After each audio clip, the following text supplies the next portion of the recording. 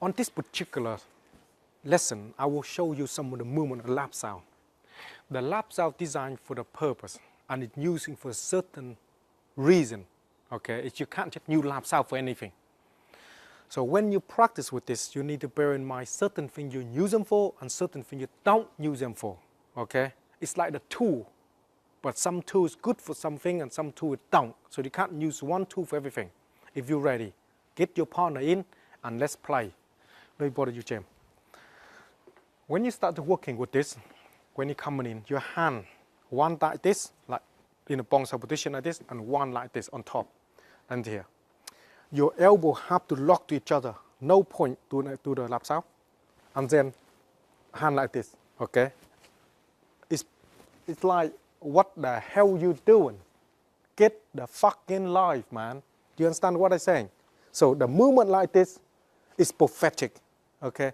You got to understand when you do the movement, though, you have to lock this and that together. What does it do? You try to pull the hand down, my hand is locked. And that is cover. So my hand is here, okay? So it covers. So I pull and I turn, and then he will turn, and then go like that. This is where you need to practice. And remember, when you pull like this and your partner don't let go of the hand, grab tight, and that's where you go like this and slap the bloody thing off. Because we're training. Training is learning the energy, okay? So you feel, you learn. It's no point grab tight and say, oh yeah, you can't move me now, and laps out pointless. And what you do, you just pull and then just slap like this, like that, and break it.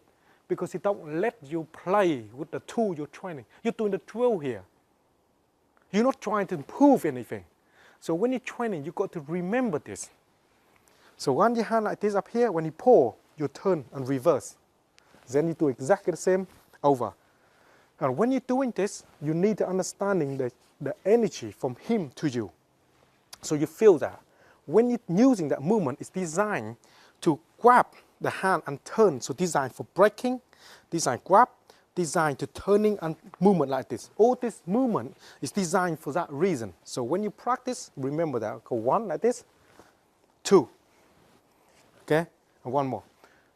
When you start to have enough with one side, you want to change to go to other side. And when you grab, you turn your hand from here to here like this. And then pull and change the size. Okay, then you pull and then turn like this. Okay, like that. And try to practice this movement as much as you can when you start to work. When you lock, the same thing, when you pull my hand too much, you can palm him in.